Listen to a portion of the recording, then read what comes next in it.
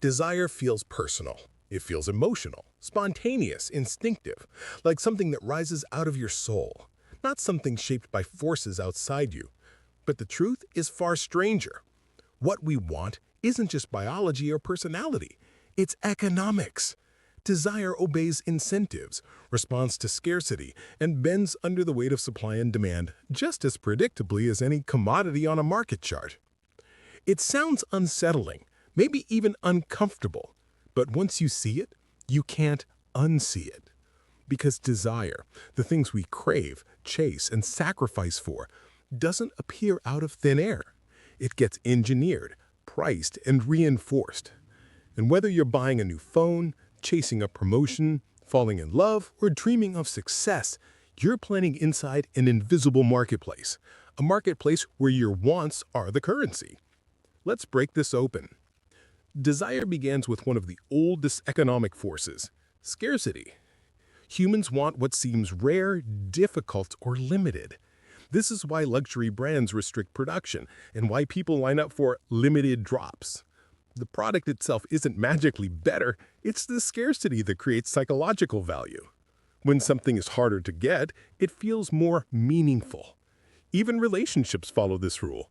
Someone who's slightly unavailable suddenly seems more interesting. A job that's competitive feels more rewarding. It isn't logical, it's supply and demand. But scarcity alone doesn't drive desire. You need something else. Comparison. Desire is deeply relative. We don't want things in a vacuum. We want things because other people want them, because other people have them, or because society signals they're worth wanting. This is why one of the greatest engines of modern desire isn't advertising. It's social visibility. What you see others chasing becomes a benchmark for what you believe you should chase. Economists call it positional goods, things whose value comes largely from how they make you stand relative to others. Social media supercharge this phenomenon. The more you're exposed to other people's curated lives, the more your internal value rankings shift. Suddenly, your perfectly fine car looks old. Your apartment looks small. Your income looks inadequate. But none of these things changed, only the comparison set did. This leads to one of the most powerful and dangerous dynamics in the economics of desire, the hedonic treadmill. When we get the thing we want, we feel a rush, but it fades quickly. Economically, the utility we get from something drops as we get used to it. The new phone becomes normal. The dream job becomes routine. The new relationship becomes familiar. Desire resets, repositions itself, and pushes the finish line forward. You can't win desire, you can only keep feeding it. This might sound bleak, but it doesn't have to be. Understanding it is the first step to mastering it. The next layer is manufactured desire. Companies don't just respond to what we want, they shape it. Through marketing, design, status signals, and social cues, they create demand by framing products as solutions to emotional needs. The truth is, most industries don't sell objects, they sell feelings. Automakers sell freedom. Luxury brands sell belonging. Tech companies sell status. Fitness brands sell identity.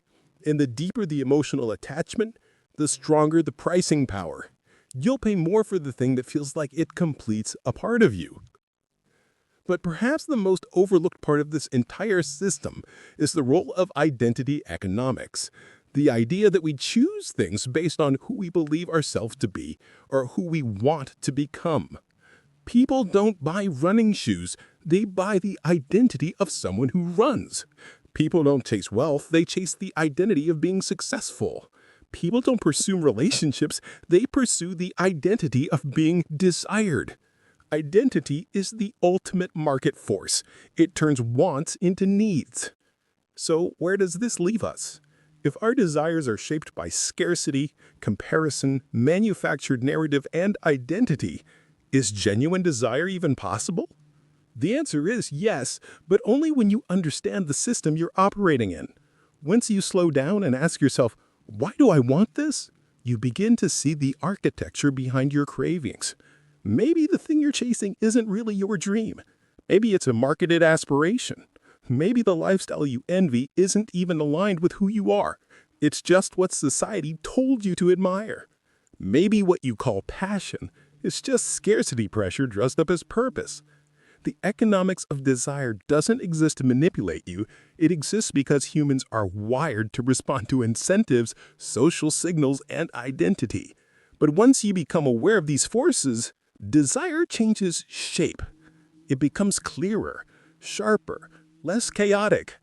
You stop wanting everything. You stop wanting what everyone else wants. You start wanting what actually matters. And that's the real power in understanding the economics of desire. You shift from being driven by the market to becoming the one who sets your own price.